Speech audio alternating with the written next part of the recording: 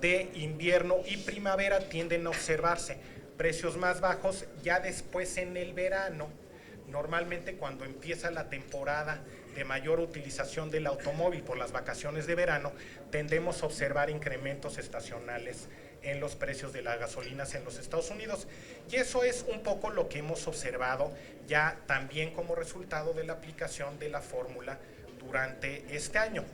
En enero vemos una disminución que se topa con la banda inferior de precios, llega al 13.16. Por primera vez, digamos, empezamos a reflejar en los precios, gracias a esta fórmula, el que los precios empiezan a reflejar lo que va sucediendo con los precios internacionales de las referencias, y en ese sentido observamos durante enero que el precio disminuye a la banda inferior. De hecho, el resultado de la fórmula era incluso ligeramente por debajo de la banda inferior, pero nos vamos a la banda inferior de precios. Después se mantienen esos precios de referencia bajos durante buena parte del año, y ya más recientemente en el verano, como resultado de la estacionalidad y también como resultado de cierta recuperación en los precios del petróleo, observamos incrementos tanto durante el mes de julio y el mes de agosto, donde esto es solamente para el caso de la Magna, pero es ejemplificativo. En el caso de la Magna, terminamos en agosto 2 centavos por debajo del nivel de la banda superior de precios. Para el año en su conjunto, lo que estamos viendo es un precio promedio del orden de 13.29, reflejando tanto estos periodos de referencias internacionales bajas como de referencias internacionales más altas. En el balance, en lo que hemos visto en el año, han predominado las referencias internacionales bajas, y de ahí que observemos un precio que en promedio ha sido menor que el precio del año pasado. La siguiente, por favor.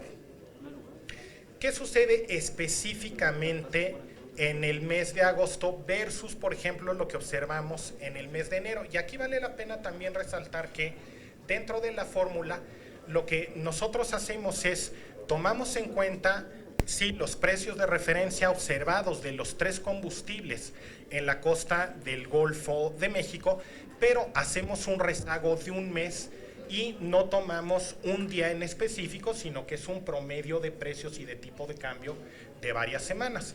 En ese sentido, lo que nosotros, por ejemplo, vemos en el mes de enero y en el mes de agosto realmente corresponde a lo que estuvimos viendo durante los meses anteriores, debido al rezago de un mes, ya que es un promedio de varias semanas.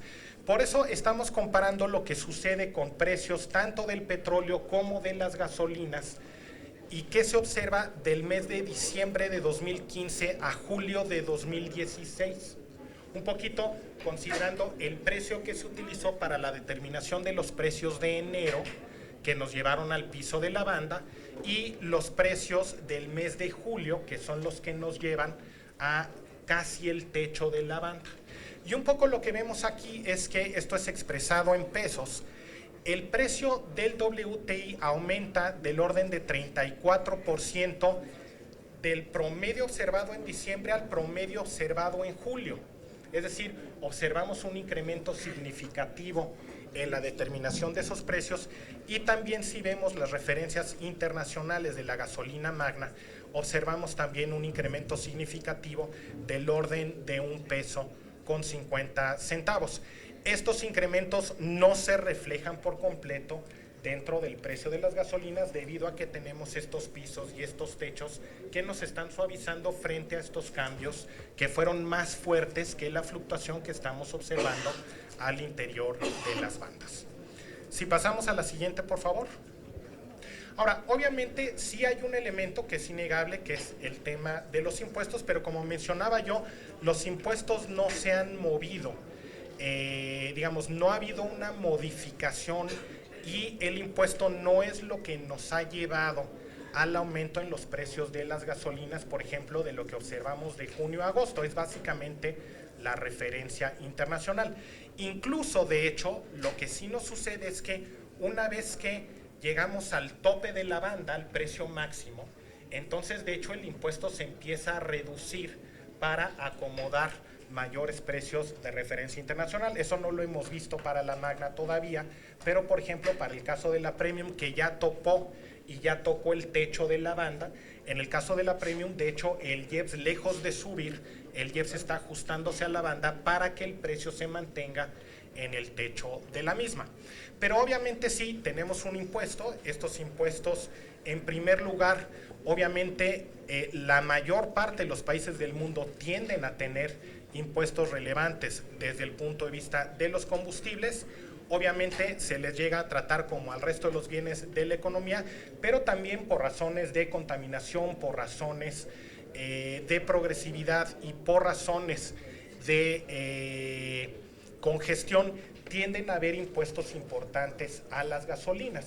Las estructuras tienden a ser distintas. Por ejemplo, en los Estados Unidos no hay un impuesto federal como es el caso aquí. En Canadá sí, o en algunos otros países del continente tienden a haber impuestos federales. En ese sentido, Estados Unidos probablemente es la gran excepción. Y por tanto, lo más limpio es probablemente ver qué es lo que termina observándose para los precios y poder comparar en ese sentido si los precios en México, ya incluyendo los impuestos, nos sitúan en una situación de desventaja competitiva. Aquí, ¿qué estamos haciendo? Estamos comparando el precio observado en México, el precio determinado para la Magna en el mes de agosto, que convertido a dólares nos da 75 centavos por litro, y lo estamos comparando con los precios internacionales de hace aproximadamente un mes y medio. ¿Por qué?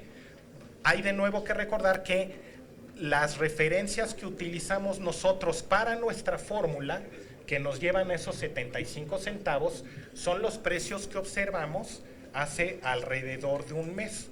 Por eso el comparativo relevante es los precios internacionales que estábamos observando hace un mes, que son los que se comparan con los que utilizamos para la fórmula que nos da los precios de agosto. Y en ese sentido podemos observar que si bien, por ejemplo, el precio en México sí es más elevado que el precio en Texas, que tiende a ser un estado donde no hay impuestos, pero también donde obviamente hay ventajas logísticas muy importantes porque hay petróleo y hay refinerías ahí y por lo tanto no tenemos, por ejemplo, costos de transporte. Nos comparamos, por ejemplo, con el estado de California, donde sí hay costos de logística y hay impuestos, y vemos que el precio en México se ubica ligeramente por debajo. Comparamos con Canadá, con países de Centroamérica, Costa Rica, Guatemala, República Dominicana, el precio en México está por debajo, con varios países de América del Sur, Argentina, Brasil, Chile, Paraguay, también México se encuentra por debajo. Obviamente estamos muy por debajo de distintos países europeos que tienen impuestos mucho más fuertes. Aquí, de hecho, no aparece en el cuadro, pero sí vale la pena resaltar que, por ejemplo, Noruega, que es un país altamente petrolero, tiene un precio de unos 70, es de los precios más altos del mundo. Y finalmente, si comparamos con Asia, también observamos que en general los precios se ubican por arriba. Si hiciéramos un promedio de todos los países del mundo para los cuales hay información disponible, de hecho, ese promedio nos daría un precio promedio de alrededor de 95 centavos de dólar comparado con los 75 centavos que tenemos en México. Entonces, en ese sentido, incluso los precios en México se ubican por debajo del promedio global observado en este periodo. La siguiente, por favor.